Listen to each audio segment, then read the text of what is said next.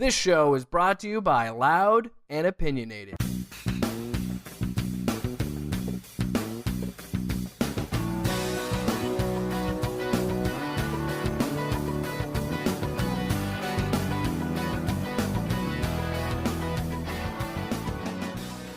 Here we are, April 5th. Welcome to the Loud Sports Podcast. It's just me and Jake this week. Hopefully we'll get some scheduling stuff back in order in these next few weeks, get Brandon back on. We've been kind of all over the place. Are you okay? You seem sad. No, it's been a rough day and a half. Yeah. Yeah, I was totally blindsided. Like when you're just watching, it's like when you're watching Netflix and she turns to you and says, I don't want to date you anymore. It's just like that. That was it. Has that happened to you? Are you No. speaking from experience? No, but you must be referring to the AAF. Right. It is suspended operations. Now they say that they haven't closed down yet, but I feel like it is a done deal. It is. They've basically, they've put it out there in a way that it seems like, well, if we can find the cash, we'll be back tomorrow. But isn't that what they did after week 2? when the hockey team owner had to step in with $250 million. Which it's so surprising to me that this happened. How this can be completely mismanaged financially. I got fire-fested by the AAF. I saw that on Twitter. That's really funny. But it is true because those guys were left stranded. They didn't get any money. They're broke. Well, I saw Johnny Manziel's tweet. It was very mature. As someone who's kind of gone through the rigors of the higher up levels of football, he said that your last game check will be the last check that they give you. Save it and plan your next career move was basically his tweet. Man, he is really trying that apology tour, huh? Well, that's what you got to do, especially if you're known as, some knucklehead that just doesn't do it the right way and isn't mature, a team leader in the correct way. He kind of is checking the boxes that he needs to check. We'll see. I picture him in the XFL now. We'll get to that. Yeah. Initially, I felt it was this creeping thought in the back of my mind after what happened the second week of the season when you saw that report where, he, the owner of it's Tom something, I can't remember his last name, the owner of the Carolina Hurricanes, him swooping in like that. And the fact that in his deal, it said he could back out whenever he wanted, that to me was a nagging voice in the back of my head. Like, I don't think this is going to make it. This isn't going to happen. And so I'm not as surprised as a lot of people. I am, but I'm not, because I am surprised it went this far, but I'm also not surprised that it closed. I'm very surprised at the abruptness, and it didn't seem like a regular rumor mill like we saw this coming. Like, dude, we knew Fred Hoiberg was going to be the Huskers coach almost 2 weeks ago, basically. Yeah, when he was, when they saw him at or the Jets jerseys, they have been leaked before they're unveiled.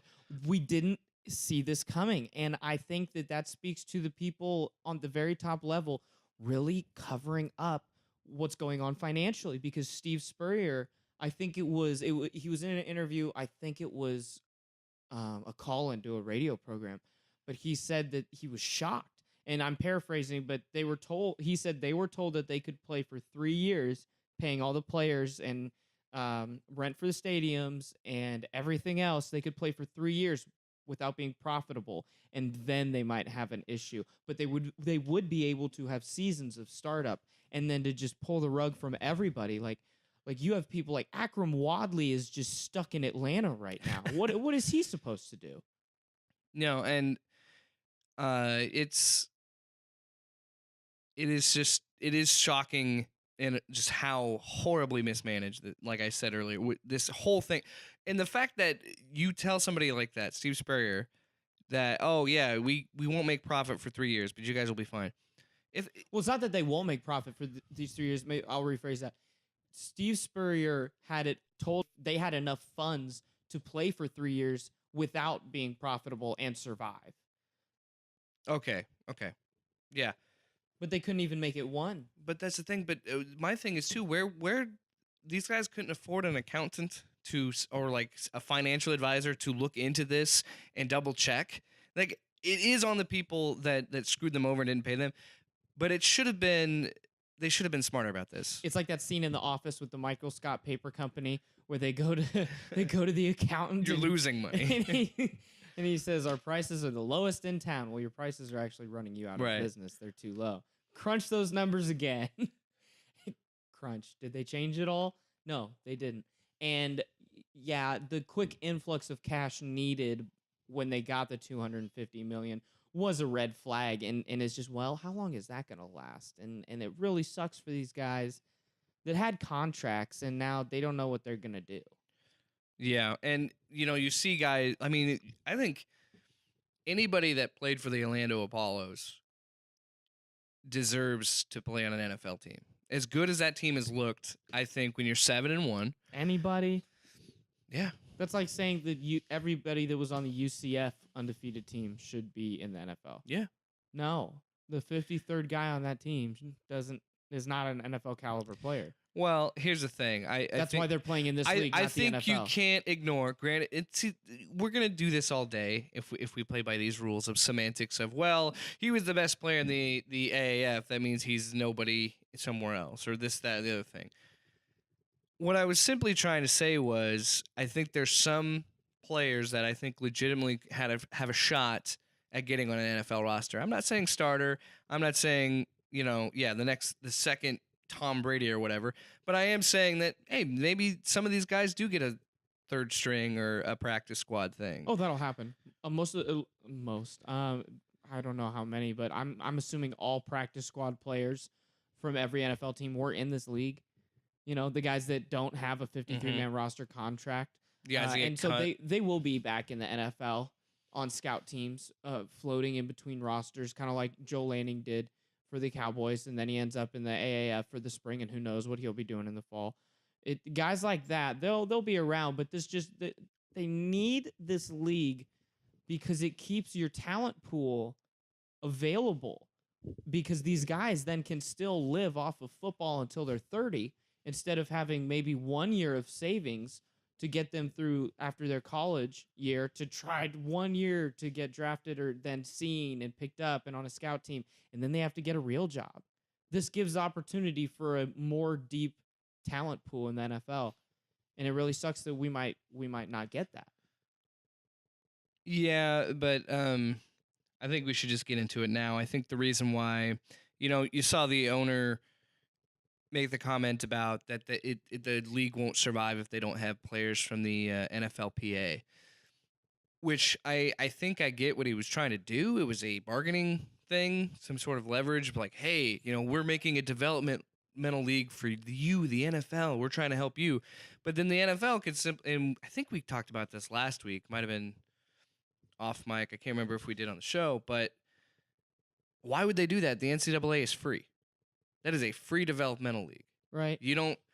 Because no player can leave until 3 years. I mean, you're going to see those players grow in that 3 years. Why waste the money to support these guys that already had a chance and didn't make it when you could just get some hot new Ferrari? You know what I mean? I think sometimes you would want the more experienced, or the guy that has been 2 seasons ago, he was on the Lions practice squad, and you're going to pick him up to then learn some of the Lions things.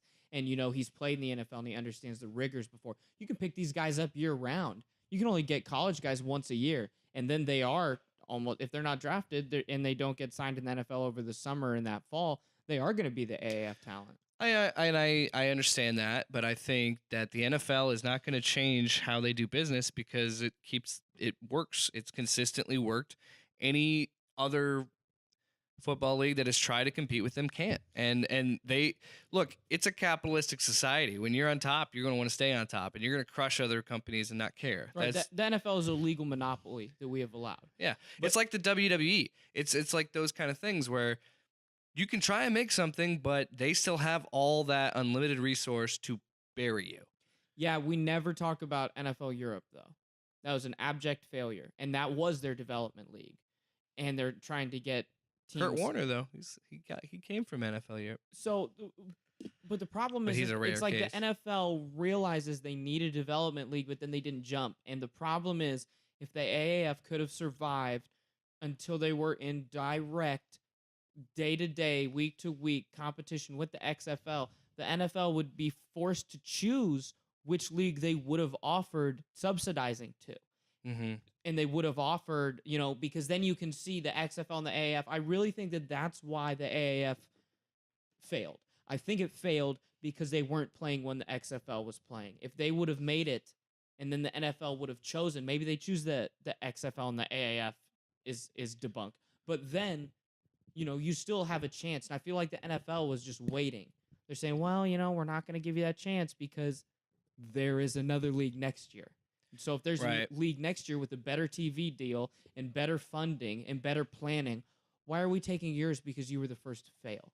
I totally understand that. It makes me super depressed as someone who really was flying the flag every week for the AAF. I'm really disappointed in this ending, but I feel like there's a lot of parties that had fault to play. Somewhat, a little part goes to the NFL for kind of just sitting back and saying, let's see how this plays out. Again, I agree with you. I think it's a very cold-blooded thing, but they're the top dog, and they're going to be the top dog. I don't care how successful the XFL becomes. I don't think it'll ever be the NFL. It just won't. No. Those things, it's just never going to happen. The difference is, does Vince McMahon want to compete with the NFL for top-level football or be a developmental AAF league? That is the big question going forward. That's what I am worried about with the XFL, because, as you know, I wrote an article of why I think the XFL will be successful up on loudopinionated.com. Gotta get the plug. I am worried about that because, and I do think some aspects Vince learned a lesson the first time. But I'd like to think that. But if anybody that watches WWE programming, Vince never listens or learns from anything we tell him. Anyway. Stupidity is doing the same thing. Don't get me started on WrestleMania. The same thing and expecting a different result. Right. So I do think Vince will be a little bit smarter here, but I also fear because his ego is huge. And it seems way too much of history repeating itself with Donald Trump and the USFL. That is what always is lurking in the back of my mind. You're totally right. The USFL needs to be the cautionary tale of how you interact with the NFL. This is not you trying to compete equally. They are the top dog. They are more in charge than any other sports league in the world, probably, for what they control. And if Vince tries to compete for top level talent and does the whole, you can come here after your sophomore year of college, and tries to pay big money to stars like Trevor Lawrence and other guys coming out of college. Do the Herschel Walker thing. you are traveling the USFL path. And that will probably and abjectly fail. I think what I think should happen. Now, this is a Paul Rubidoux crazy idea here. Yes. I say the XFL absorbs the AAF. That way we have a 16-team league. You can disperse a little bit so it doesn't have to be XFL versus AAF, but I think absorb those teams, make it a 16-team league. Now, I know that's going to be more money than what they've already tried to do, because they rolled out like $500 million for the XFL. Roll out a little bit more money, Vince. You're making all this WWE money. Roll some money out. And I say get those teams and have a 16-team league. And that is insane. I get that. But I think that would actually show the NFL that they are serious about being a developmental league. Make the NFL know that, hey, we're going to take these teams, we're going to bring them in, but we're not trying to impose on what you're doing. Right. That's what needs to happen. Is the XFL needs to make it very clear what their intentions are. Because if they don't, the NFL is going to pop the "what are we" question. And then if it comes to direct, I love the metaphor. I'm all about the broken relationship metaphors as I'm recently engaged. Even congratulations, by the way. We didn't even talk about that in the last show. Thank you. Real quick, you do that all the time, because you mentioned we did that in Anthony Davis too, where we said that he was a jilted lover. It's, I have a lot of experience and metaphors available. So what's gonna happen when XFL pops the question? Or no, they don't pop the question, but they have that conversation. Like, what are we? Are we friends? Are we dating? What do you think's gonna happen? Well, to keep the analogy moving here, Yeah, we're rolling with it. If the XFL says that they are if they make it clear they are in direct competition, the NFL will crush them. Like Mean Girls, no holds barred, crush them. They will do everything that they can. Mhm. They'll steal all of the ideas just like they did before. Like the AAF, it was really cool watching dual spider cams at the stadium because that's how they get those like in huddle videos. And the game moved a lot faster. The refs' jerseys were horrible. They won't take that. But there will be things adopted from the AAF, Sure. I believe. Well, I think especially from the XFL, because the XFL, when they launched, had said they are working on ways to make the game safer, faster, I want to know if they'll have kickoffs. and better. So I think they're going to take the AAF's idea to make it, because, dude, the games were a breeze for the AAF. I didn't feel the whole no kickoff thing. I didn't feel it impacted the game at all. And I didn't miss extra points, man. I did not miss extra points I either. like the 2-point thing, and you still have an onside scenario where you can do the 4th and 10. I think I would keep the onside kick, to be honest with you. Well, then you're keeping the kicking for just Yeah, one and I thing. know, I understand And that you can't it's do. still a high contact play. Right, you can't do that. I understand that. I do. I think I would miss the onside kick a little bit. And yes, kick returns are exciting and punt returns are exciting. But 4th and 10 will be completed more than an onside recovery will be completed. Yeah, in my opinion. you get a better chance. Mm-hmm. I hope if the XFL is smart, they'll take the AAF's ideas and they will incorporate them. And they'll be in a few AAF cities. San Antonio was an incredible success. All the more reason to absorb them. And I know it sounds crazy to make a 16-team like super alternative league, but that's the only way it's going to work. And another pitch I have for you: make the season later. Now, I know when you say, "Oh, this could be a developmental league, you want to get these players," I understand that you worry about injury. But I think what hurts the AAF is its season is so short. It just started, it seems like, in February, and it's already now it's over for financial reasons. But we would have been only like two or 3 weeks from the playoffs. Yeah. Yeah. Okay. So I hear you. Now I'm Vince McMahon again, and you just came to me as the AF with this proposal. Now what I would say is, I don't think I want all your teams. I don't think I saw enough from certain places. But here's what I want. Okay. I will absorb you for this amount of money, and at like basically a discount. You will dissolve these teams and keep all of your player pool to increase your talent. But I want San Antonio, I want San Diego, I want Birmingham, and Orlando. I want those 4 franchises moved into my league and get rid of the rest. That's what I would do. Mr. McMahon, if I may. Jake Williams, Loud Sports. I like this idea. I agree with you. That's what the NBA did to the ABA. They said, we're going to buy your whole league, and we're only taking these 4 teams. And I agree with you, and as long as we agree that Orlando and Tampa have to be a divisional rivalry, and Dallas and San Antonio have to be a divisional rivalry. Probably, yeah. Got to make that a thing. Yeah. Because that would be perfect. Well, it would be a natural rival right off the bat. I mean, yeah. I mean, look at, you drive on the interstate, you go to either stadium. Right. They're not that far from each other. So we'll see. I wouldn't be surprised if some of the AAF cities, maybe not teams as we know them. I think I agree, they might keep the cities. I don't know if they keep I think I would keep the Apollos because it's a great name. It's unique. Simon was saying how he thought it was horrible today. I love it. I love the Apollos. Everything about them. But there were some winners from a fan base and team standpoint. Real quick, because are we done talking about the AAF, or do you want to? No, that's about it. We'll see moving forward. I think the XFL is going to take some things from the AAF. And now I got to do this because I feel like our friendship wouldn't be the same if I didn't do this. Don't. You were wrong. First of all, the AAF was not a success. You were wrong. Okay. And secondly, take aim. They had the best record. They are the AAF champions. They would have beaten the Hot Shots. You know it. Get over it. Okay, first off, I will say that I was wrong about the AAF being a success, But I would That say, was not your fault. I don't think it was because of what's no, on the I field. would say that it was presented very incorrectly.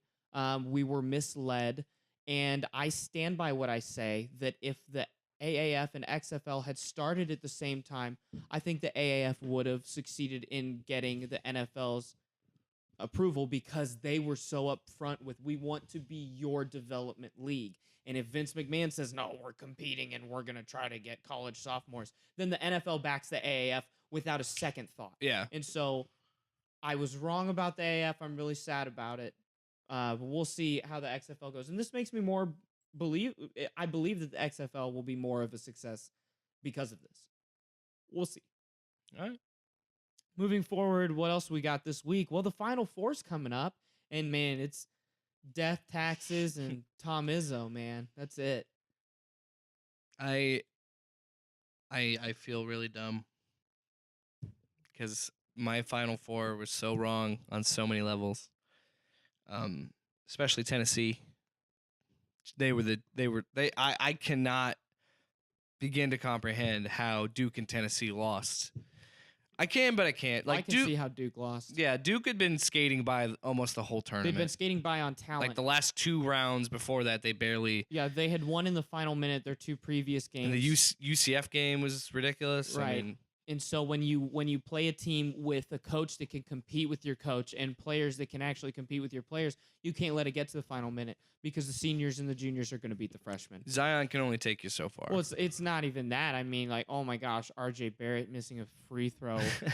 Oh my goodness. And he's their closer. Like he's been known in tight basketball circles since he's 16 as like the best closer of his age. Let me ask you a question. He's the guy. Did he have ice water in his veins? He didn't, and he looks like he needs to wake up. He's got those Tracy McGrady eyes where he looks like he's half asleep. I love Gus Johnson so much. Because who else can make that phrase sound cool? You know who I loved? Oh my gosh, Chuck. Watching Charles Barkley cheer for Auburn and freak out for Auburn. Terrible. Terrible. I saw a tweet from the March Madness, the NCAA tournament account, saying retweet this if you want to Chuck Cam at the Final Four. Yes, and I need it. I need a Chuck Cam. I saw you tweet about that. I need box and box, screen and screen, whatever. I need it with Chuck. Let me ask you this: of the 2 big surprises in the Final Four, which is more surprising to you, Auburn or Texas Tech? I'm going to say Auburn is more surprising because Texas Tech was a very good team, ranked in the top 10, top 15 throughout most of the year. They had up and downs, but I'm gonna say Auburn because Auburn has done the most in the less amount of time. Because 2 weekends ago they had 4 chances to lose their first round game. They almost pooped away their first round game, and now they're in the terrible Final Four. air ball. Yeah, it was outstanding. I'd never seen a team that looked like they are trying to give the other team chances like Auburn did. And now to be in the Final Four says a lot about how they've come together and matured and acknowledged what they need to do as players and as a team. And I think that was really cool to see. And it's really unique how they've been able to do that. That's more than just like a great run by a dominant team. Like they were not a dominant team. They were almost getting beat by a mid-major, and they had to pull it together after, like, they couldn't pull it together in that game. After that game, they had to come together and say, okay, what do we need to do? What were our mistakes? How can we be better? And that you've seen them get better and better every game, and then they're just dominating now. It was awesome. Yeah, I was just taken aback by both teams. I think both are very surprising. I can see what you're saying where Texas Tech isn't as surprising as saying Auburn, but they're not basketball schools. That's not what you They're not. They're not. I mean, one's barely a football school. I still got to say Texas Tech is the most surprising to me because I still thought it was impressive for them to get a 3rd seed being in a very competitive Big 12. And to see them beat Michigan, because I had Michigan winning that one, and I did not expect that. So that would have been what, the Elite 8, right? Is where they lose. I believe so. So I didn't even think of this happening, and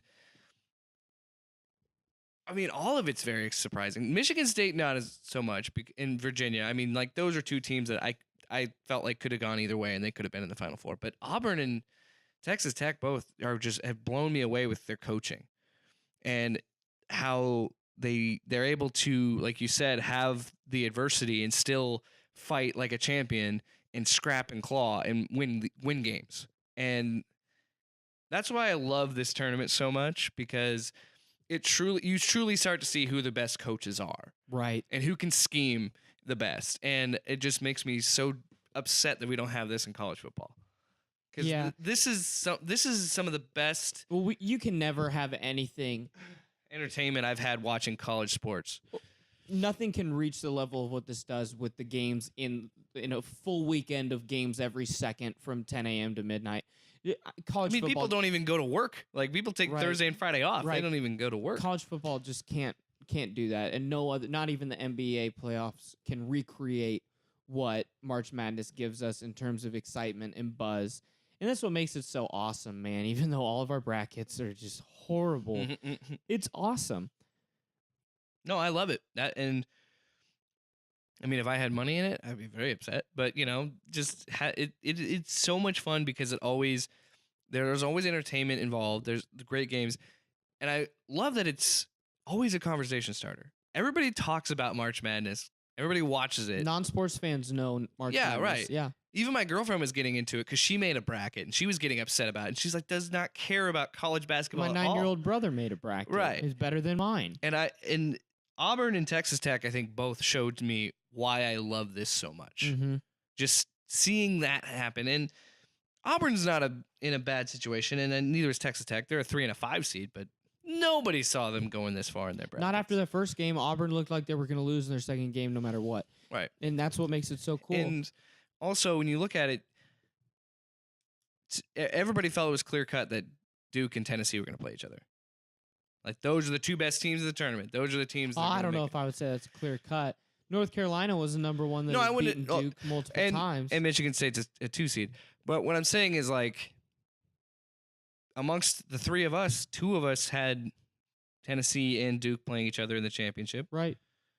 And I would have put Michigan State, but I was never. so upset I've at learned my that. lesson. I am never picking against the Big Ten ever, You can't pick against Izzo. or Izzo. I'm not even bothering with that. So let's look at the final 4 games. The first one's Auburn, Virginia. I think Virginia's going to win this game. They're so much lost to UMBC.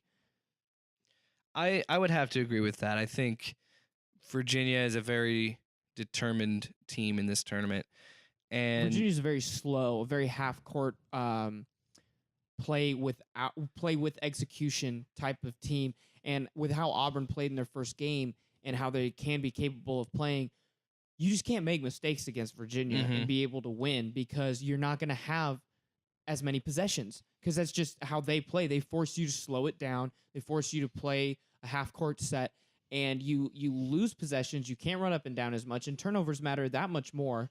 So Virginia's going to win their game. Virginia's going to be playing for a national championship.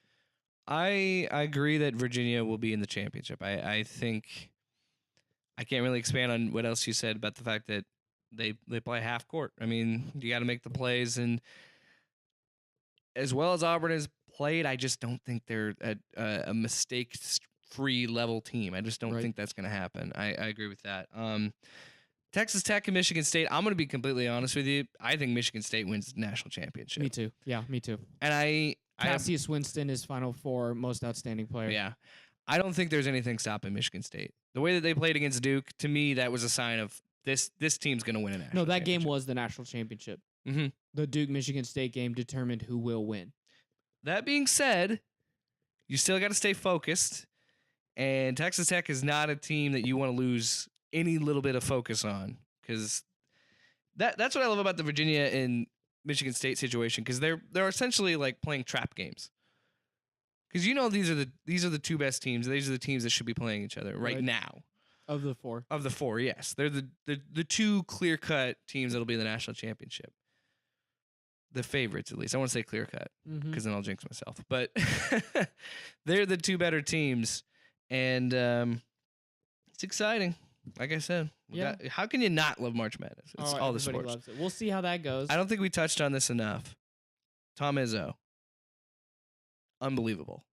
I don't know how he keeps doing it. Yell at me, man. Like, he's just, I love him as a type of coach. Like, he's passionate to his players. That is so fitting that he's in the position to win a national championship after that controversy. Because I'm like, unless you've played sports, you have. Shut up. Just shut up. It sounds bad, but in a lot of cases, this is what it takes. It's what it takes. It really is. But we have more local college basketball news we got to get around to. Taylon Horton-Tucker, freshman for Iowa State, he has declared for the NBA draft. And Jake, I know you're looking at his stats right now. Should he have declared? Yeah. As I look at these stats, I say no. Nothing really stands out to me that would say NBA ready. Right. He averaged 11.8 points per game, 4.5 rebounds, 2.3 assists. He shot 40% from the field, only 30 from three, and only 62 free throw shooting. Yeah. The free throw shooting's low for an NBA guard. You gotta do something about 11 that. points a game. That's also because, I don't think he ever really fully bought into being here long term and committing. Right. Because from the moment he committed, he was never seen as a 4-year guy. Most people thought that he would be going early. Now, he could be doing what Lindell Wigginton did last year, where he doesn't hire an agent. He goes and he gets feedback from scouts on what to do about his game and what they want to see, and then he comes back, and he has a great season. Like, Lindell was just Big 12 Sixth Man of the Year. He matured and embraced his role, and I could see that happening here. But he was off the court a lot at the end of games because they would bring in Lindell to play with the other starters of Shayok, Jacobson, Weiler-Babb, and Halliburton, which I thought Halliburton was the more impressive freshman this year. He seemed like the guy that he's here, he understands the culture, he understands his role, and he performs. Yeah, what got me was the 11 points per game and 62%. It seems low for a freshman declaring for the draft. Yeah. 11, yeah, because that stat really, those two stats are glaring. 62%, like you were saying, that's not NBA ready. We'll see. He was able to, something in his favor, it was very easy for him to back down guards. He's a very good post player for a college guard, and honestly, I think he's going to be back. I think he's going to be back on the Iowa State roster in the fall. I think he's going to get some feedback, and he's going to come back for at least one more year, and we'll see from there. I don't see him actually going pro. Yeah, I would hope that's what happens, that he talks to somebody and they say, "Hey, look, let's think about this. Let's do another season," because you see guys get a little too anxious with stuff like that, where they want to just be a one and done. But then again, he's number 20 on the big board at ESPN right now. Really? He's projected 20th. And it is a youth. For those stats, it's not bad. It's a youth thing. It's a projection thing. It's a where will he be in 5 years from now? Because, a 21-year-old versus a 19-year-old with the same stats, you're going to take the 19-year-old. Sure. And that's what does make him appealing to NBA teams. But he's only 6'4". I don't think he's going to grow anymore. We'll see what goes down this summer, but I think he'll be back. And we got news for you, Jake, and your basketball team. Something official happened this week. I can officially say, ladies and gentlemen, that there is a new mayor in Lincoln. His name is Fred Hoiberg. Calm down with that. Nah, there's a new coach.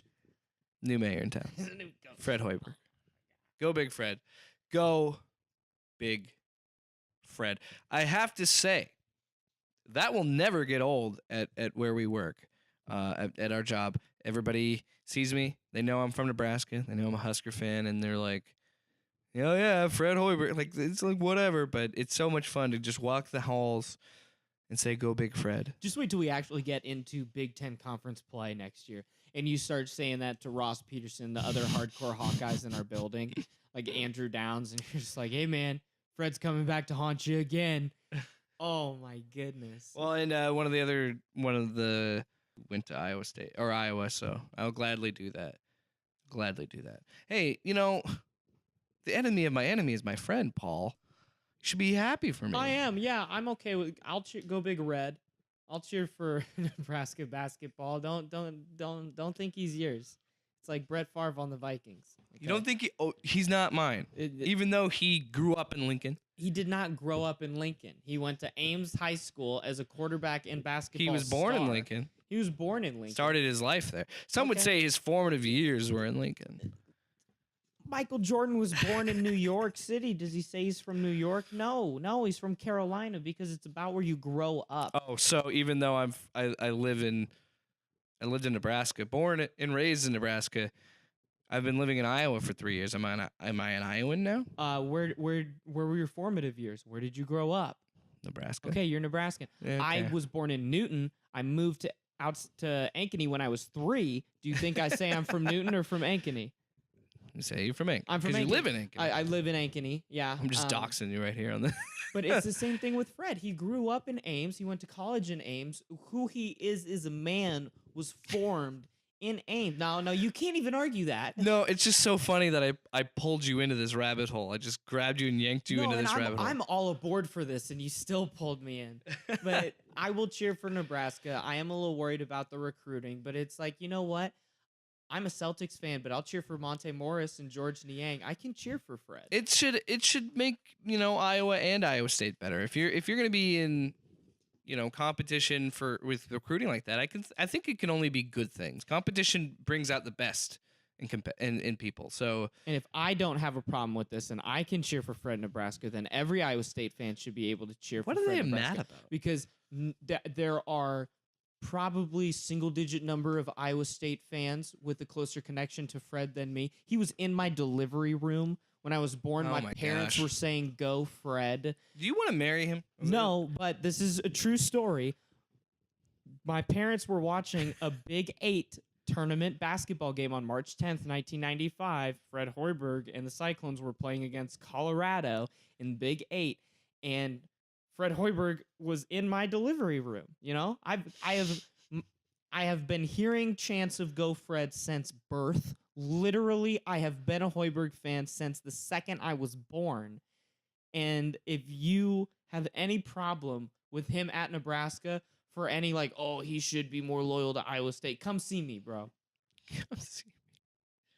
Why do people get so worked up in a tizzy? Coaches are mercenaries, man. They are hired guns. That's what they are there to do. It's easier for them to get a job or leave a job than players. That being said, if Scott Frost left, I would be very, very upset. Yeah, if Scott Frost went to coach Kansas. Oh God. That's legitimate. That's what's happening. Yeah, because they're in the Big 12 and the Big 10. No, because Kansas football is pretty comparable to Nebraska basketball. Yeah, I would say so. Yeah, I'm not even going to argue that. I would agree.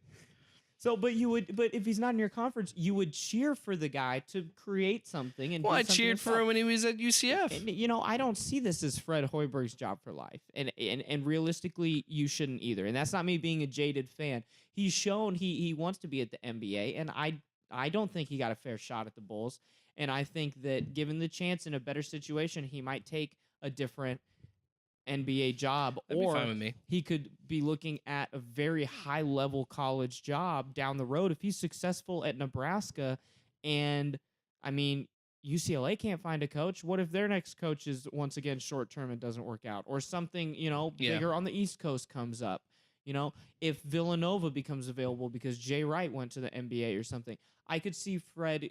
I don't want to downplay Nebraska because this is a great get for Nebraska basketball. This has already elevated Nebraska basketball. But Fred, don't see this as him buying the home for life in Lincoln. This is probably a stepping stone in a long career, just like Iowa State was. Yeah, and I think that as a Husker fan, that's still exciting.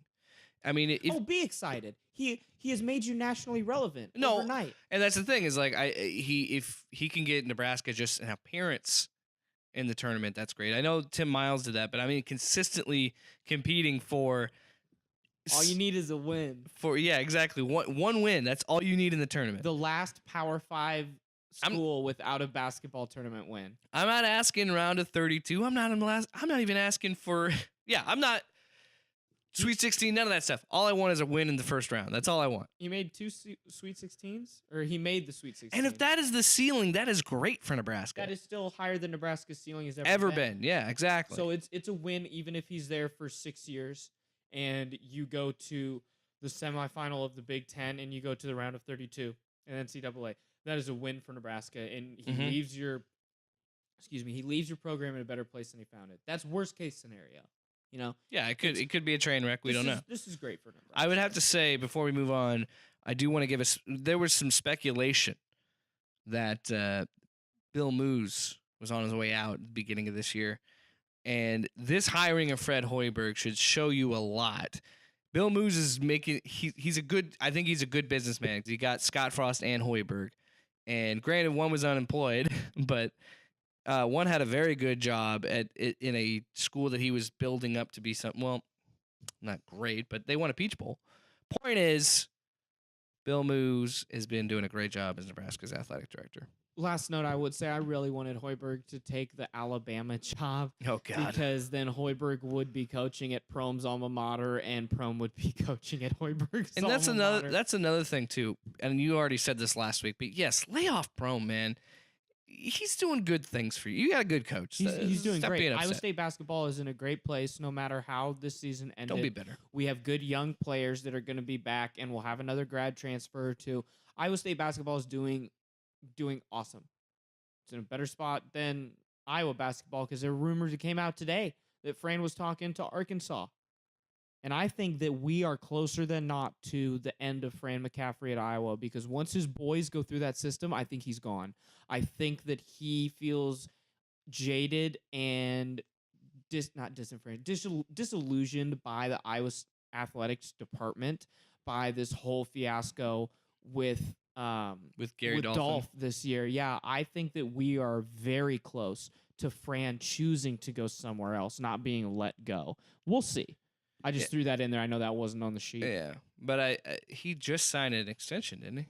Yeah, under like cloak of darkness, and it was found because it's a public university. Right. But they did not announce it because they thought it would have bad fan backlash. I think that fans don't even like him. Fans don't want him there. He's worn out his welcome. He's a hothead. And it's the same thing with Bo Pelini, where yes, he could still win games and still do these things and carry the team to the tournament, but like nobody wants to be around someone like that. It's Bob Knight at Texas Tech.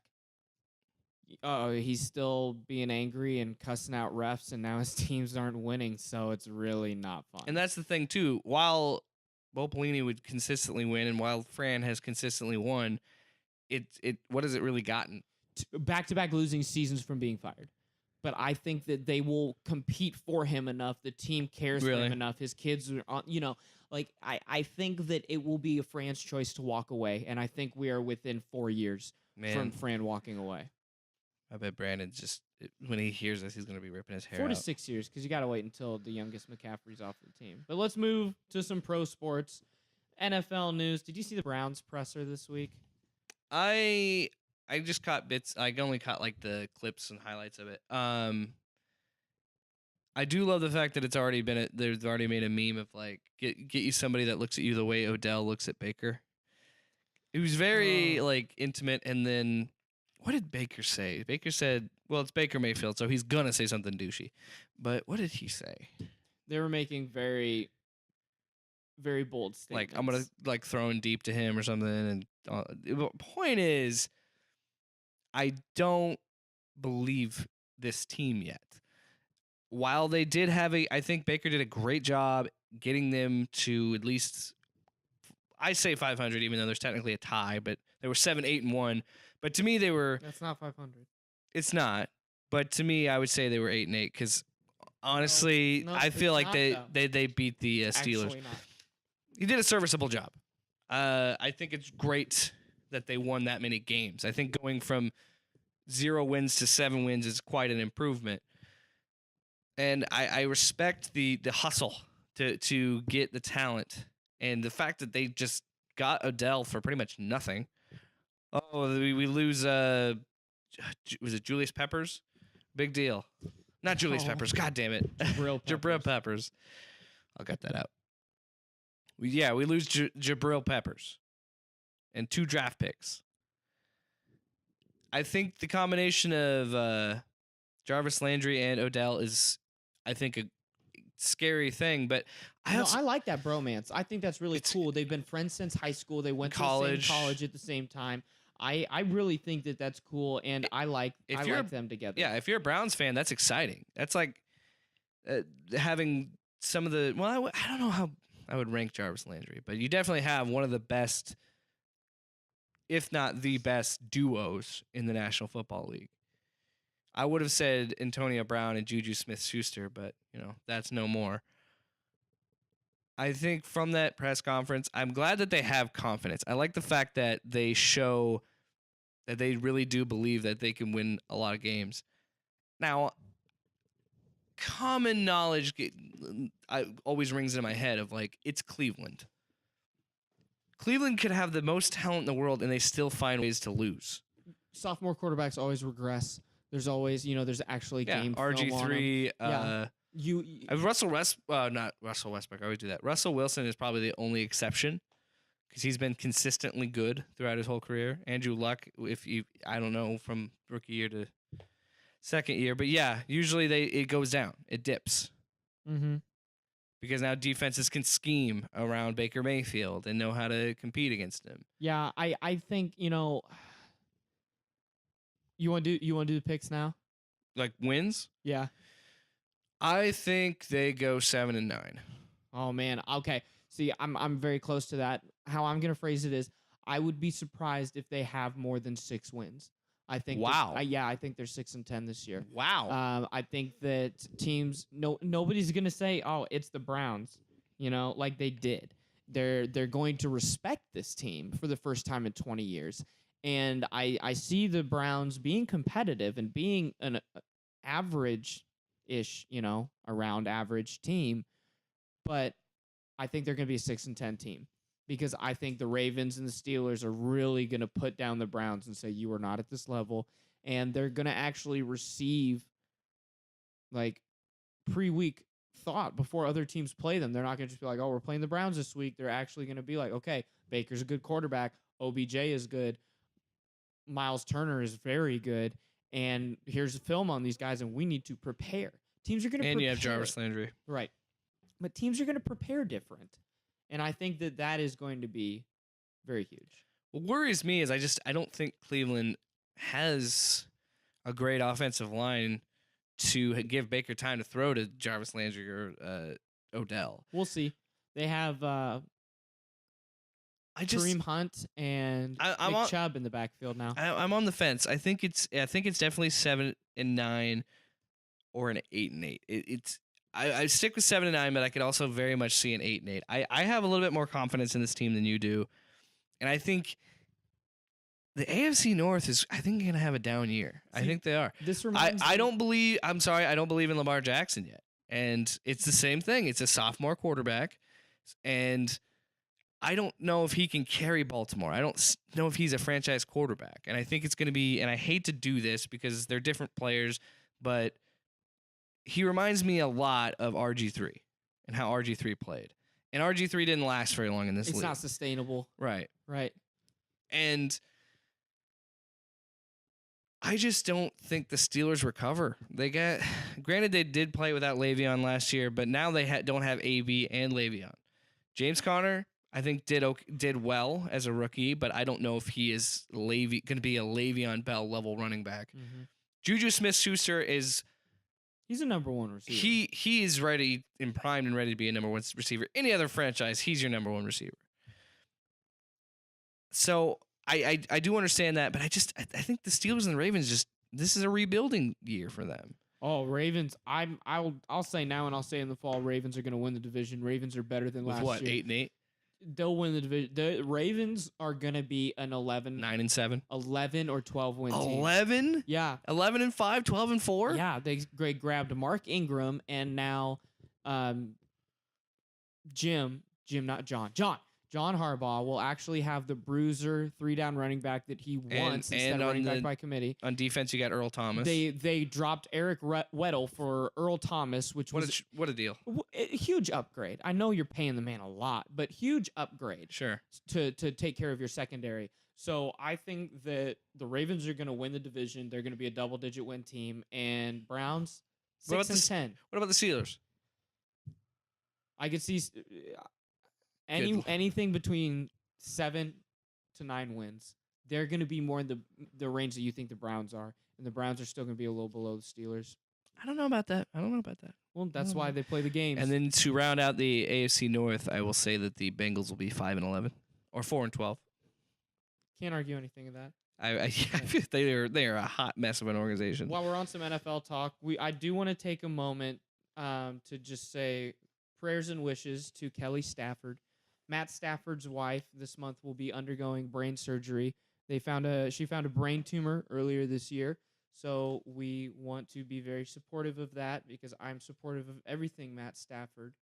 Because I think that Matt Stafford is Tom Brady drafted to a bad team. Yeah. He's better than Tom Brady. He's better physically than Tom Doesn't Brady. seem as douchey as Tom Brady. No, either. he's not. He's a good guy. He's making a lot of money, and he's playing past 30 for the Lions. So let's support the guy. And prayers to Kelly. Hope that the procedure goes well and recovery is swift. To the NBA. Man, this is a rough topic here. The Warriors, why are you fighting with the people that officiate games? It's like prisoners fighting the guards. I don't Doesn't get make sense. this. Have you seen these videos? Yeah. It's really nuts because you can watch this whole I was watching live the first night when they were playing the Timberwolves because I saw a video of Steph hitting a shot and then he is actively taunting the ref and I was like, what is happening right now? So I did the deep dive and I went into NBA Twitter, which is a great place and I love it. And so Kevin Durant hits a shot that they call off to put them up. With 6 seconds to go. And so now the Warriors get the ball with only 4 seconds to go after that. And Steph just comes around the corner screen and nails the three after Kevin Durant misses. And after they've been arguing with the refs that shot should have been good, he and Kevin Durant are taunting the refs as they're running back. And so, you idiot, you're going to taunt the ref. What's he going to do? So he calls a foul on Steph. Immediately on the inbounds for the Wolves, which had no chance from the start. So Karl Anthony Towns goes to free throw line, and the Wolves win. And so they lose, I think, because they're taunting the refs, and it is just so out of line, incredibly disrespectful. I don't think there's any place for this in sports. You have to be respectful of the referees. Yeah, I just rewatched the Steph shot. It was really funny because you were pointing and jumping. You were giving me play-by-play as it was happening as I was watching it. It was great. He was pointing at the ref and talking trash. And look, I understand that in sports you're gonna have those games where the refs that make the calls that aren't going your way, and there are absolutely times where refs take over games. I've been frustrated in a basketball game at a ref. I've seen games be taken over by referees, so it does happen. But what are you taught even in high school when that situation happens?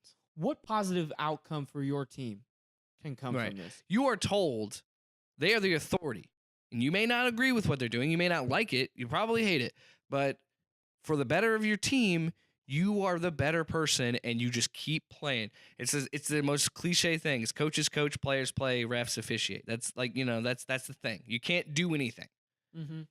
Especially in the NBA when you get technical fouls and you talk to the referees. Yeah, and now Kevin Durant is one technical from game suspension. Same with Draymond Green. I think they're both one suspension from the minimum for a one game. One technical from a 1 game suspension. And I think the biggest problem is the Golden State Warriors are the bratty, spoiled kid.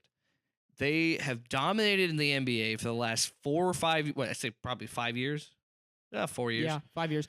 Yeah, no, Steph Curry is the cockiest. He's the biggest, whiniest baby I've ever. No, I take that back. KD is the biggest, whiniest baby I've ever seen. KD's the whiner. KD's the prima donna. Dude, the whole organization is filled with a bunch of whiny babies. They were making a big deal about it when all these Oklahoma City Thunder fans were booing and trash talking and yelling and all this stuff at KD, and they said, "We demand an apology." It's sports. He left your team high and dry just to get a freaking ring. So people already hate you. Why are you giving them more reasons to hate you? Right. I Yeah, and it's a reason why I don't see the Warriors team lasting more than another season or two as it's currently composed. Somebody's going to be gone because, like, we've seen it this year where Kevin Durant got yelled at by Draymond saying, "You're not going to be here next year." Like, who cares? Yeah. Like, what? Stop yelling at us. Like, you're Don't not a get me- part of this. Don't get me started on Draymond. But yeah, no, this is more of a Kevin and Steph thing that they Yeah. are so cocky. And right before the playoffs, you're really going to do this? You're going to fight with the referees? And so then, the very next game, Kevin Durant in the third quarter gets a technical for arguing with the ref because he thought he was fouled. And then when he gets a technical, he calls the ref, and I don't do this on this podcast, but he calls the ref a bitch-ass motherfucker. And what do you think is going to happen at that point? Yeah. Kevin, what do you think that is going to cause? Mhm. It blows my mind the hubris of this team to think that they are at a point of dominance. They dominate. They win everything, man. And I'm not saying they're not the best team. They are the best team. But the problem is they're at the best team where they're like, "Excuse me, referee, why do you not acknowledge our godliness?" Right. And you're going to complain about not getting the calls that you wanted, this, that, or the other thing. And it's like, well, why would any? I mean, this isn't the first time they've done this stuff. The KD and Steph have no respect for the officials, and this is not the first time they've done things like that. And I think the NBA has to step in at some point and start saying, like, They fined them today. yeah, and Yeah. that rightfully so, they should be fined. And I think if Steve Kerr were a real coach, he would. I'm not saying he's not a real coach, whatever. I'm just saying if he wants, he's got to win this locker room back because the inmates run the asylum there. He has no control. He has no control. no control. And he has to sit down with them and get control back because they probably will win another championship this year, but the wheels are going to fall off. You're right. Steph's going to leave. KD's going to leave. Draymond will leave. Nobody's going to stay there. Why would you want to stay there? I think Steph will stay there because this was Steph's team. Right. But other than getting Steph a is ring, the warrior. other than almost getting a guaranteed championship, what's the point of going there? I don't know. We'll find out. There's some other, NBA stuff this week. LeBron, they shut him down for the season. They said he's done. This is the least amount of games he's played in since his sophomore year in the league. First time he's missed the playoffs since 2005. It's crazy. Mm-hmm. Yeah, we're at the end of an era. He made 9 Showed a video of him at Monday Night Raw when he was like a rookie, and he had this. with the flip phone. Yeah, I think that was the last time he had not made the playoffs, which is insane. And it's really hard to think of a NBA Finals this year without LeBron. 8 straight seasons. The last time LeBron missed the playoffs, if it was 2005, the last time LeBron missed the playoffs, I was graduating elementary school. Yeah. I would have been 12. Yeah. 12 years old. So I would have been in 5th grade, maybe. Yeah. Right. It's crazy, man. Other crazy stuff. Shaq was talking about Giannis earlier this week, and I think this is actually some shade at a few people. But he said that Giannis is better at 24 than Shaq was at 24. Now, first thought is, oh my gosh, Giannis is only 24. That's the first thing. Yeah. When you read that, he you're just like, seems so much older than that. You're like, what? Because that's the time where you're really starting to come into your prime as an NBA player. If you're a star player, this is where you're really putting your body of work together to know what you're going to be doing. And he's filled out his frame. He knows his role on the court. He looks like a grown man out there. He looks like I've watched him play in person, and he looks like a gazelle on the court. He doesn't look just real. glides He across the court. Glides is the word. Yes, he does not run. He is so smooth and fluid.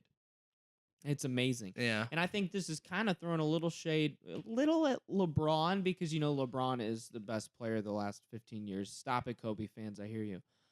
But more When you think of NBA, when you think of basketball, you think of LeBron. That's the way I look at it. But more than that, it's Dwight Howard too, because Dwight was the guy that tried to take the Superman nickname and be Superman, and Shaq was like, "No, you're not Superman. That's me." And now we've had some interesting things come out about Dwight Howard this year, which I don't feel like rehashing right now. That was before we that was when we were actually talking about how we're gonna do this show. That was one of our dry runs where we just talked for that we sports didn't for an post hour. it, yeah. Yeah, that was really sad, honestly. But I think that Shaq never really cared for Dwight and Dwight's persona of the Superman.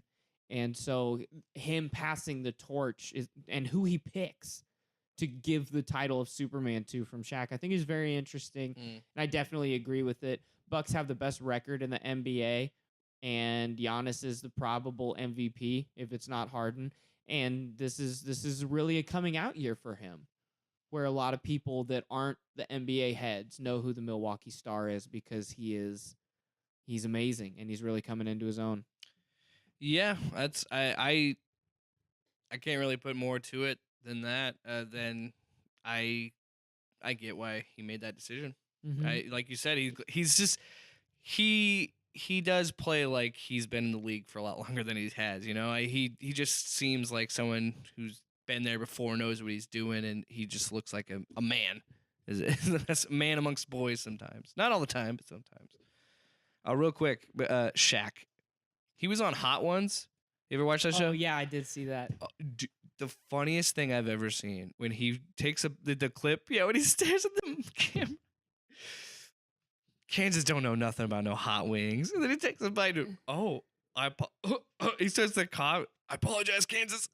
He's just like this jug of milk. Yeah, Shaq is a national treasure. I love Shaq. Shaq is one of those people who transcended their industry in terms of popularity to where he is just kind of he's Shaq.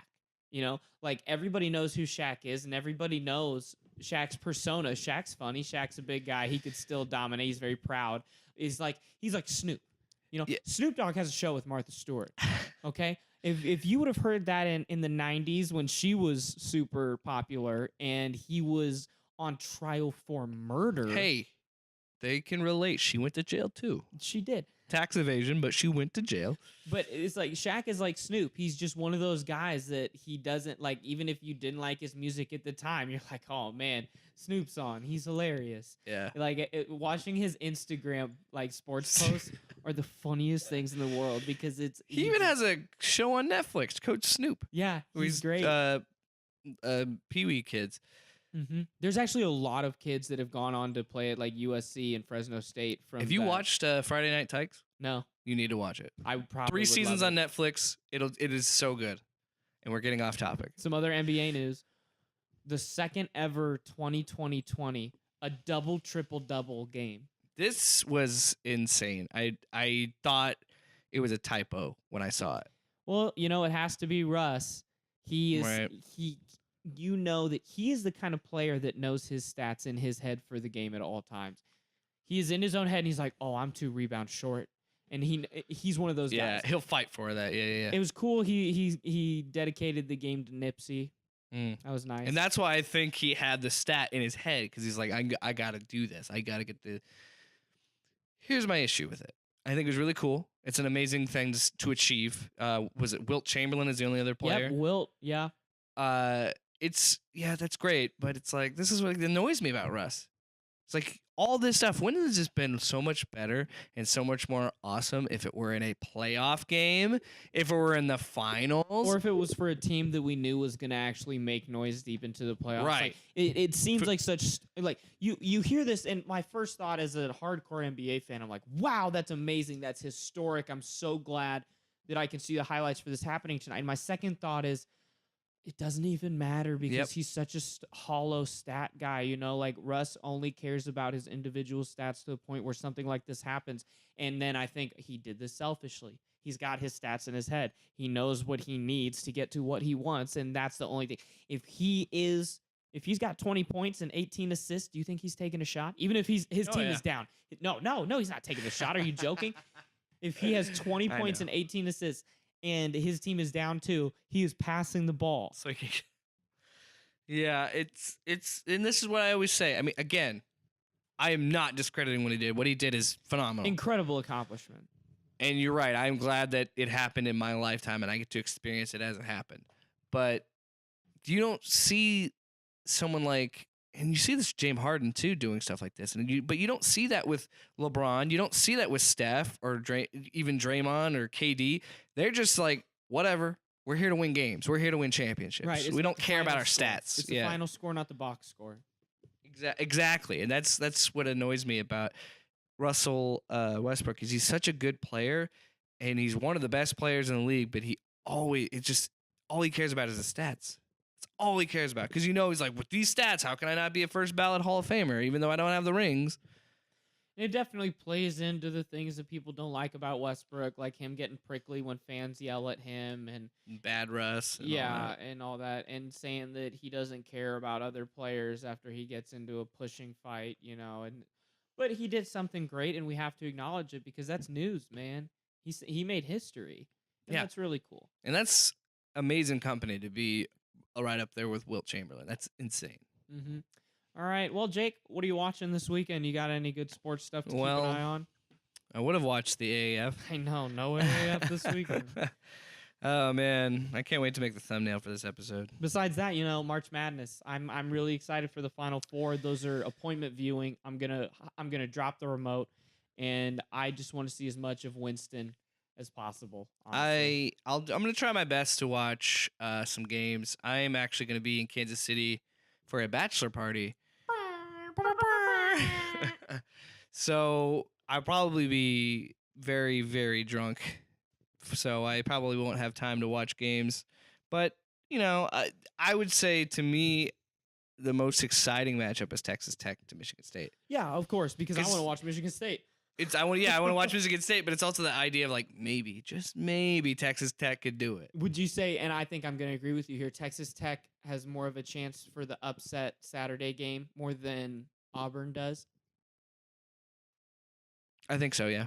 Because Michigan State's on such a high from beating Duke, beating what everybody thought was going to be the champion. It's a trap game. Anything can happen at this point. Well, we'll find out, and whatever happens, we'll talk to you about it next week.